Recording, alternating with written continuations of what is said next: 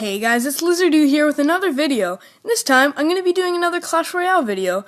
You guys really seem to like the first Clash Royale video, so I'm going to continue the series.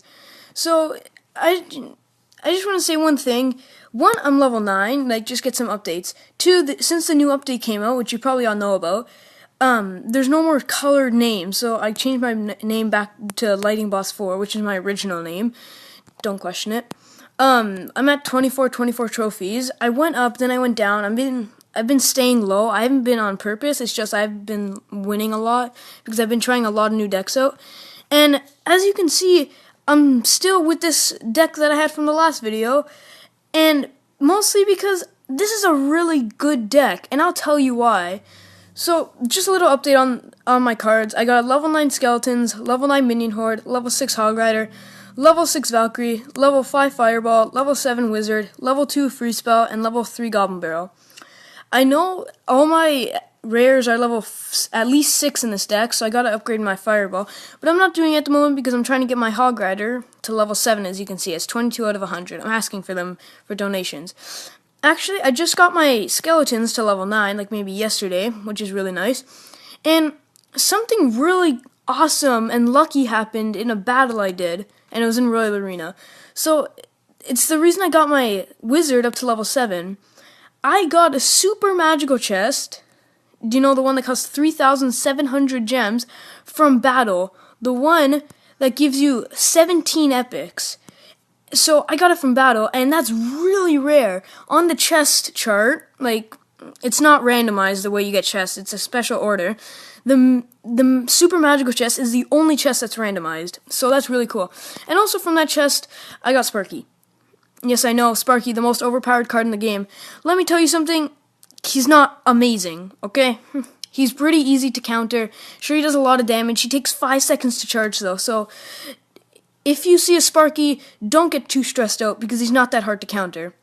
So, from the super magical chest, I got Guard, so I got them to level 3, Poison Spell, and Expo, and that's the epics that I got. And of course I got the Wizard. So this episode, I'm gonna try to help you on how to build a deck. So I'm gonna say the main parts of a deck that you need. So first I'm gonna say my deck. So the main things on your deck is you're gonna need a counter, like a small counter that you can easily put out to just distract or just kill something, like a Hog Rider. So that's where the Skeletons come in. Level 9 Skeletons spawn in 4 at a time. 1 elixir. They do 67 damage per second. So this Hog Rider has 1,280 health. So Skeletons with a few shots with the Crown Tower could take the Hog Rider out pretty fast.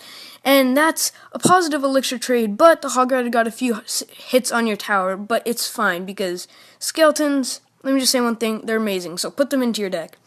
Next, my Minion Horde. I use the Minion Horde because it's a nice fast counter to a big troop, like a Giant or a Royal Giant, or if I really have to, it's a negative elixir trade, but for a Hog Rider, if I really have to. And level 9 is really effective because level 6 and level 5 Wizards, which are the main level of Wizards, don't kill level 9 in one shot, which is really good. Then I got a Hog Rider to rush the tower, get fast damage off. My level 6 Hog Rider does 256 damage per second, which is pretty good. Valkyrie, I use mostly for defense, and it's splash damage, which is really good. I suggest putting Valkyrie into your deck. It only costs 4 elixir, so do it now. You won't regret it. Fireball, because for a good deck, you need, not for a good deck, but one of the key components for a deck is to add a spell that can directly hit Crown Towers, and Fireball level 5 does 190 damage. Wizard, because I need more air coverage to hit air troops, and splash damage, and it does 228 damage per second. Free Spell to help out my Hog Rider, my Minion Horde, or just for defense, and Goblin Barrel is there to just get off some damage on the tower, or I use a combo with the Hog Rider. I use a Hog Rider, the tower hits the Hog Rider, and I use Goblin Barrel. So, the Minion Horde, I can use it as an arrow bait, because, let me tell you something, if you have arrows and someone spawns in a Minion Horde, use it on that, don't use it on it, because if they have a Goblin Barrel and you know it, Goblin Barrel can do a lot of damage.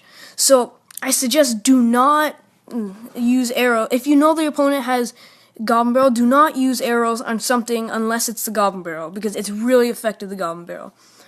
So now I'm going to tell you things you need for a deck to help you build a deck.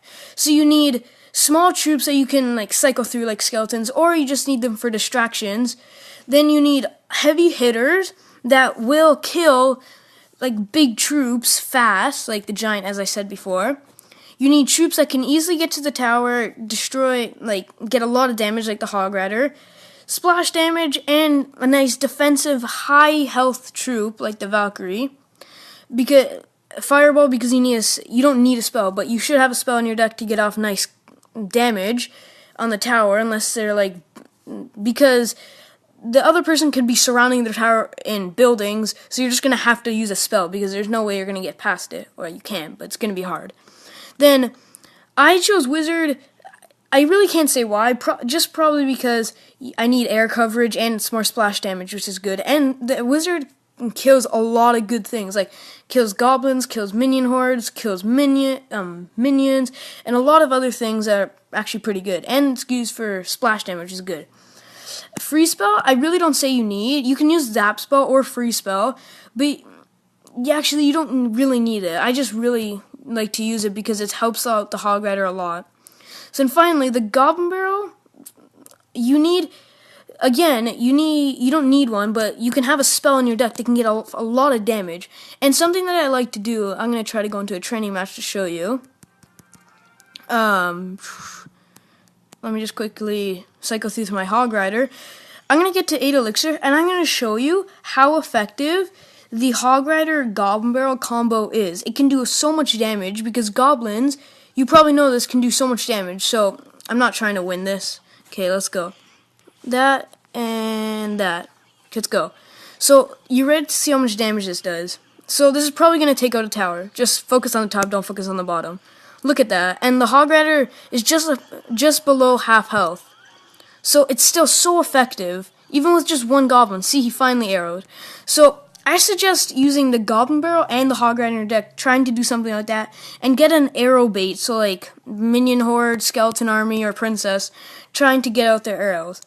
So that's pretty much going to be it for this video. I just wanted to show you guys a good deck helper, trying to make your own deck, and maybe you should use my deck. It's 3.9, pretty good, and I suggest it. So thanks guys for watching, subscribe and like the video if you liked it, and I'll see you Lizardoods next time. Goodbye.